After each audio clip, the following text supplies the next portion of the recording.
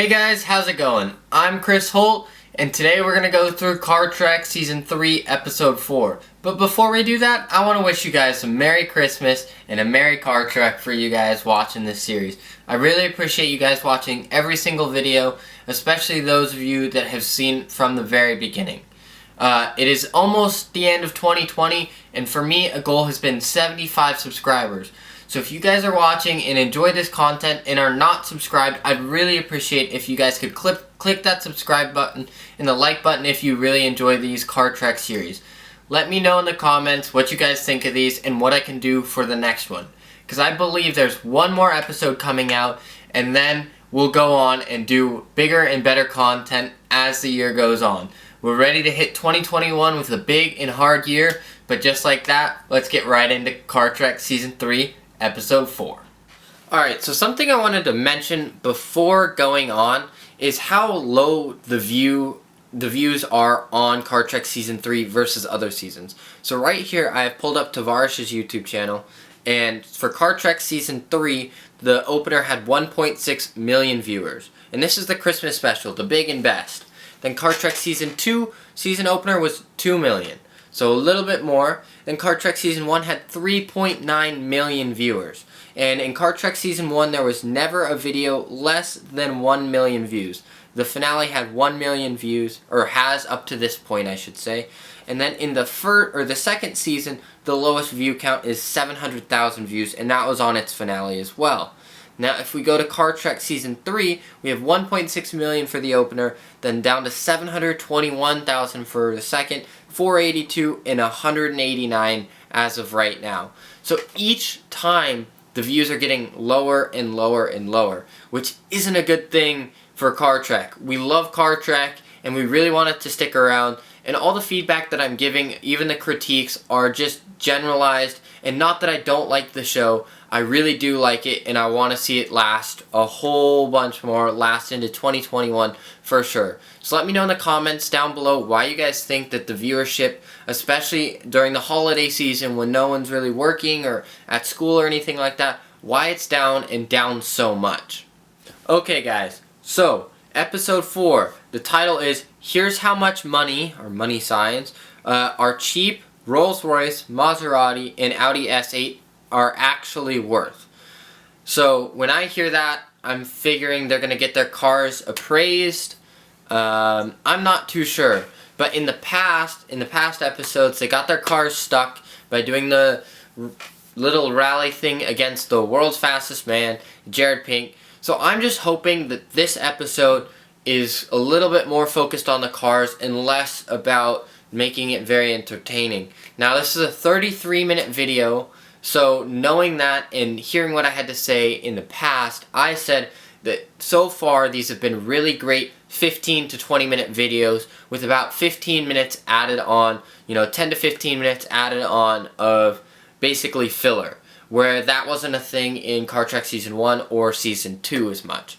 So it'll be really interesting to see what they do to make this a 33-minute video. Is it a lot of filler, or is it actually good quality content throughout? Alright, so I watched the first little bit of the video, and in last episode, the Rolls-Royce was beached literally almost in the lake, and then the Audi S8 was high-centered essentially because of how low it is, in the middle of a fence post essentially.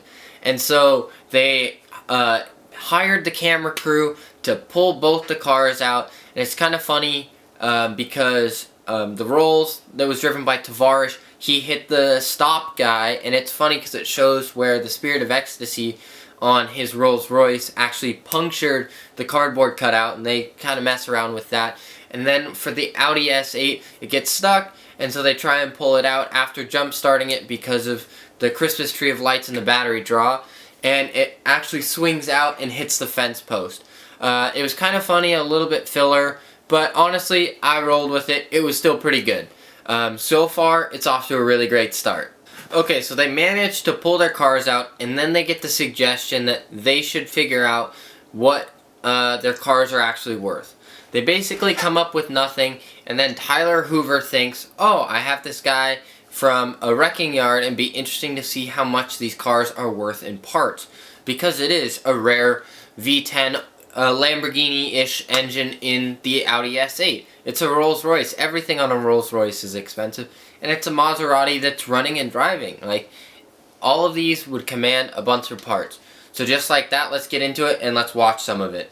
Alright, so the appraiser takes about 10 minutes to look over the 3 cars, manages to put Tyler Hoover's car in a ditch, lucky them, and then declines to drive the other 2 cars because he doesn't want to wreck them any more than they had. So I'm actually really interested to see how much value each car technically has. I'm not sure how the Rolls-Royce is going to fare. I feel like all the parts are really expensive, so it'll be interesting to see. I think the Maserati might be in the best shape because it's like the most full car there, and then I'm not sure how the Audi will fare. I think it might actually get last because it's on the donut tire. It's in a ditch, the lowering module or whatever, the suspension is all shot, so it'll be really interesting to see. But just like that, let's watch and let's see what the different values are. He does not look too pleased. You drug him out here for this. He looks really happy. Hi, John. How's it going, guys? Well, depends. Yeah, so which one do you want to hear first? Yes. This thing. Gotcha. Okay, the rules. In the We'll insurance see. industry and salvage, this is called a bio car, man. This thing is no value. A bio car. A bio car. Like a biohazard Oh, car? a biohazard, dude. Oh, You're going no. to give somebody a sickness from that interior if you put it in another car. I thought So that you was can't going to sell be a the single part highest. out of the interior because of the stink. No, I don't even think UPS would ship this stuff. I think the stench is literally going to permeate through a box. Is that sickness affluenza? Jeez, I It can is. only imagine. Well, the Audi doesn't smell. No, but it also doesn't do anything now. Be interesting. Right. It doesn't I wasn't have a motor, sure. None of the electronics work. The suspension's sagging. It's missing a wheel. The Static headlights display. are disgusting. The body's whooped. Yeah, so basically all my valuable parts, they're not many of them are left working. Yes. No, not much left on that one. Great. Mona there. They just didn't even give him an estimate. Mona. Both of I them, like this basically car, man. nothing. Yes. She looks like a beautiful car before whatever happened up there. That was him. Yeah. Before he happened. Before he happened. Okay. We do have the parts to fix her, so Mona might get a facelift and end up back on the road. Yes, I'm sure it won't be Mona's first face. So that probably gives a win to the Maserati. How much is it going to be, though? So numbers. Numbers. Okay. Let's start with this dilapidated automobile, man. $2,500. Oh, okay. So they're giving... $2,500, and that is generous because it's Christmas. Dang. That's lower than I thought. Well, I mean, that's... Hopefully you paid. I paid You think $6 the grand Spirit of for it, Ecstasy... so I figured that's what it was Spirit worth of in parts, Ecstasy is more than that. Eventually you would get more than $6 grand, yes? Probably not. What? What are you going to sell off of this? The smell, man. You could sell the smell? Yes. Yeah. Dang. I bought it sight unseen. I couldn't smell through the computer screen, obviously, so I didn't know that part. Okay, now him. Now him. Do him. Yours? Your offer was $4,500, and then we Okay, drove so it, more. and now it broke, and it's stuck. $2,500 if you guys get it off the hill. For a Lamborghini V10. Oh my goodness. Wow, so all those parts that are so valuable, but so few of them are functioning now that, There's literally nothing left. Dang. And sweet Mona. Mona. That must mean... So our offer on Mona will be $6,000. Wow. We think she's got a lot of life That's left in actually her not too with bad. a little bit of cosmetic All surgery, right. and I am going to need that AC. So that's really not... I mean, it's bad, but it's not that bad. You think about it. They had a $10,000 budget, and they basically spent a few days, or at least 3 episodes worth of ruining and wrecking their cars. Putting them on rally stages, you know, doing all this stuff to make the cars not be an ideal candidate and just ruin them completely. So, what did you guys think about the 3 estimates? Leave those in the comments down below. Let me know what you think of the episode so far. I mean, for me, so far, it's off to a good start. But to be honest, we're about halfway through, so it'll be really interesting to see how the last third or last half ends up going. Do they keep it interesting like the first half? Or do they kind of add in a bunch of filler like I feel like the first couple episodes have been? Let's just wait and see. Okay, so then after Tyler Hoover's car is stuck in the ditch, he recruits Tavares to help push the car out. They push the car out and he gets it even more stuck on the other side of the gravel road.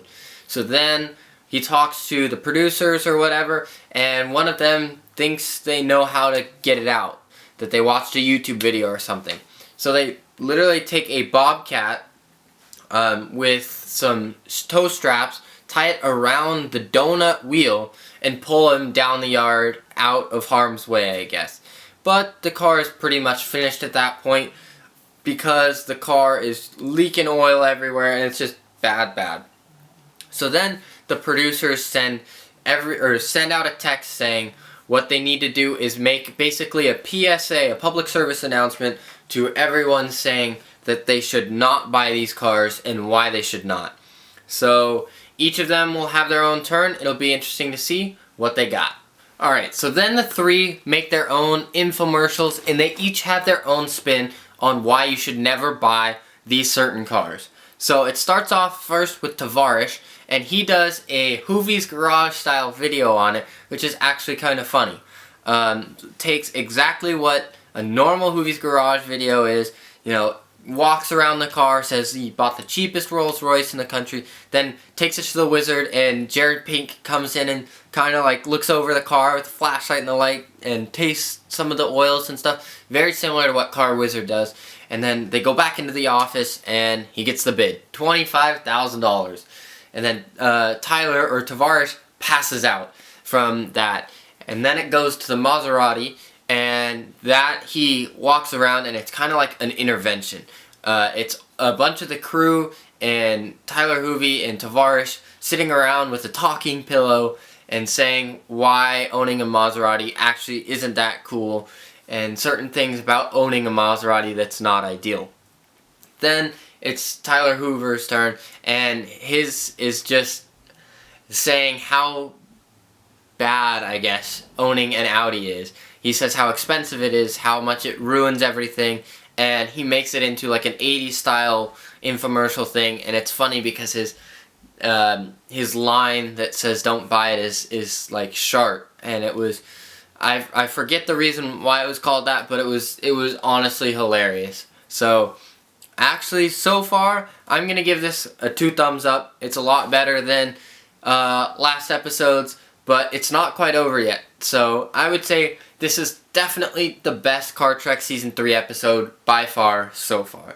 So let's just see how it ends up. So because of how broken Tyler Hoover's Audi S8 really is, it's destroyed, somehow Ed Bullion decides to go back to Santa, or Jared Pink, and try and negotiate the rest of his money that he had bought Tyler's Audi S8 with in order to get the old fastest car in the world, the Cadillac, whatever, that raced around and beat them all in the obstacle course, I guess.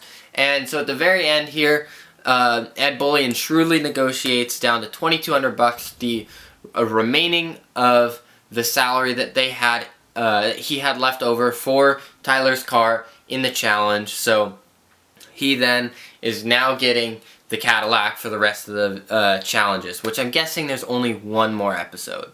Alright, so there you have it. That's CarTrek Season 3, Episode 4. Like I said, I think this is the best episode of Season 3 so far. It's honestly, there was a lot less filler and a lot more of cars and, reasonable jokes, and I felt like the flow was a lot better in this video. Yes, it was a 33-minute video, which is one of the longest ones, but I truly think that they used the time very wisely and made the best episode of CarTrek Season 3 so far. Now I hope that CarTrek Episode 5 just takes what they have and builds on the great momentum that they have going for it. It'll be really interesting to see what happens when Tyler has the Cadillac, and it'll just be interesting to see how Episode 5 turns out. Is it going to crash and burn like the first 3 episodes, or is it going to be great like the 4th one? Who knows? We'll just have to see and watch it. So I'll catch you guys tomorrow. And before I let you go, I want to say Merry Christmas, guys, and I'll see you in the next one. Bye, guys.